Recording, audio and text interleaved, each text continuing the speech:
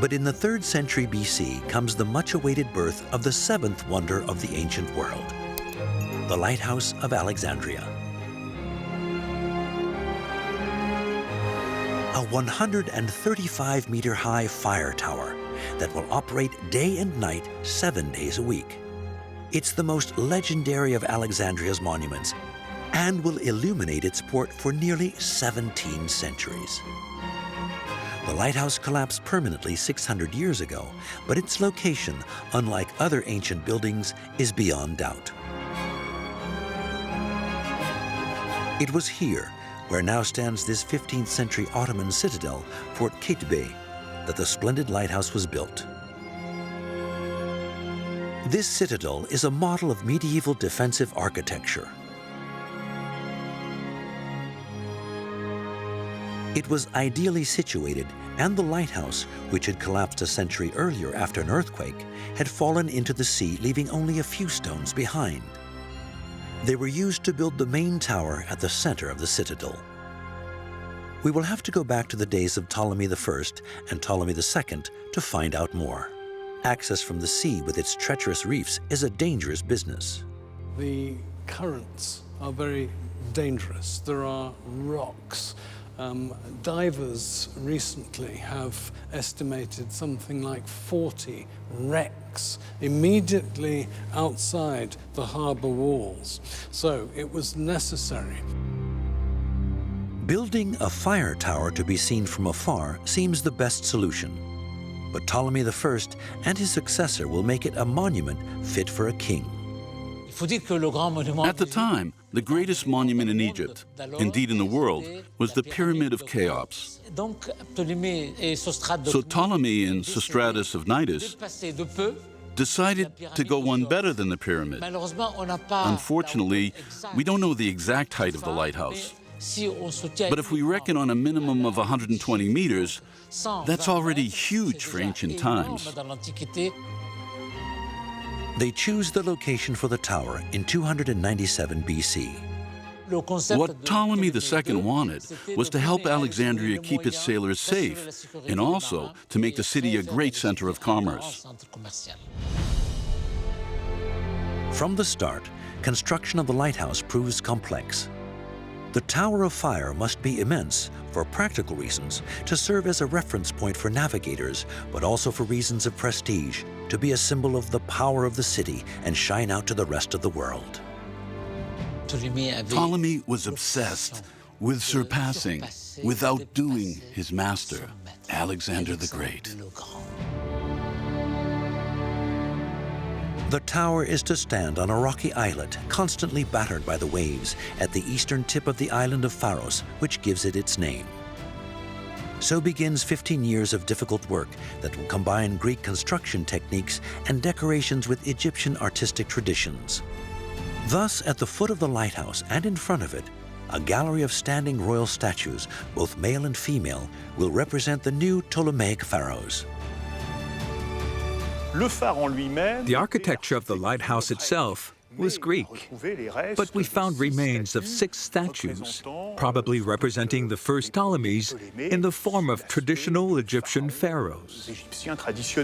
Right, the Ptolemy I established a dynasty, and one of the points of a monument like the Pharos was not just to be practical, but also to be symbolic.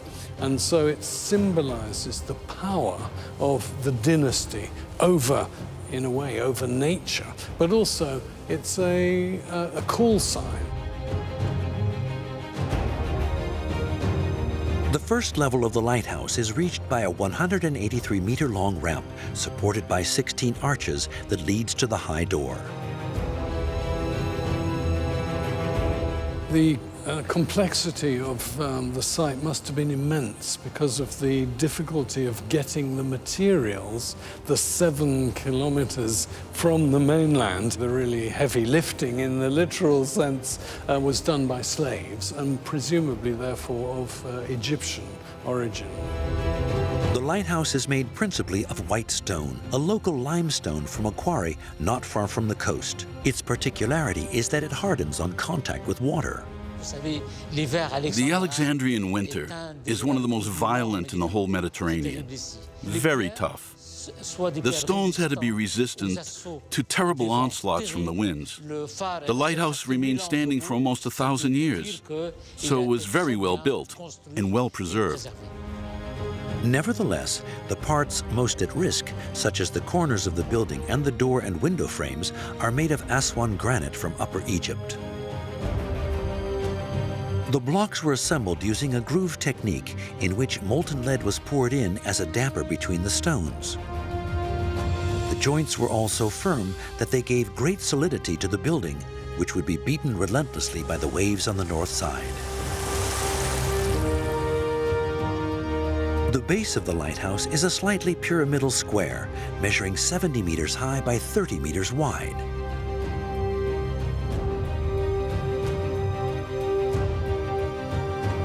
In the center, a terrace, protected by a railing over 2 meters high, reveals the second, octagonal floor, which measures exactly half the previous floor. It is the same for the third, circular floor, which is 9 meters wide. It was there that a fire kept constantly burning in a huge brazier. This last floor was topped by a dome, on which was placed the statue of a god, probably the great god Zeus. Completed under Ptolemy II, the building stands 135 meters high and is of such magnificence that, from its construction, it is considered the seventh wonder of the world. The speed with which it was built, just 15 years, shows the advanced techniques used as well as the wealth of its sponsor, the pharaoh Ptolemy I. This beautifully constructed fire tower will light up the world for 17 centuries.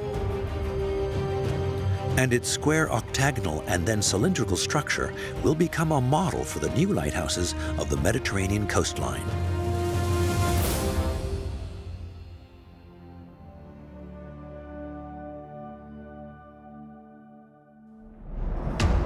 "15 years of titanic construction work result in a magnificent lighthouse. But then there's a new challenge, a logistical one this time: how to maintain day and night the huge open fire that sits at its summit. The huge quantities of wood required are brought up this ramp. It has been built wide enough for heavy carts, loaded with tree trunks, and pulled by oxen to get up to the building all the way to its first level, a remarkable achievement. The lighthouse is a place that's teeming with life. People live there. It has about 50 rooms to house the staff responsible for maintaining the building and storing the wood. All around this first level is an interior ramp that leads to the second floor. The lighthouse is pierced with windows to let daylight in to the stairs.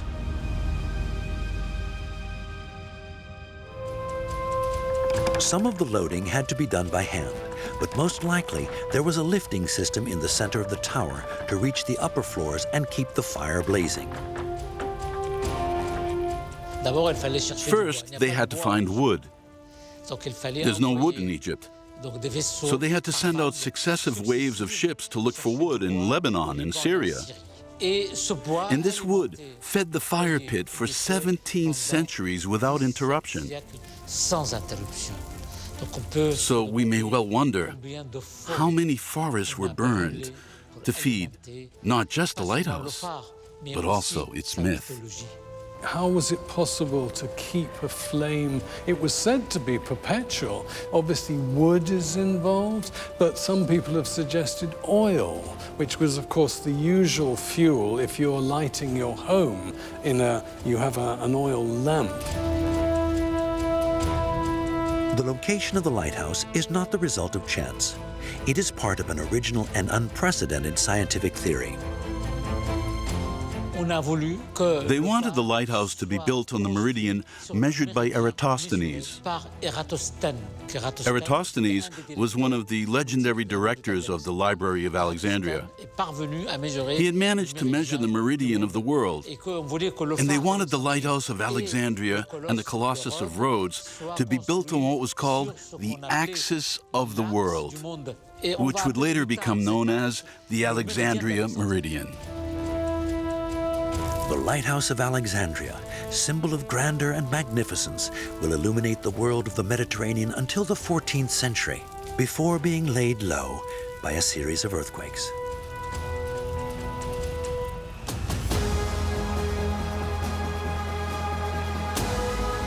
Alexandria the Great, built in the middle of rancid marshland, had become, in less than a century, the greatest city of the Mediterranean.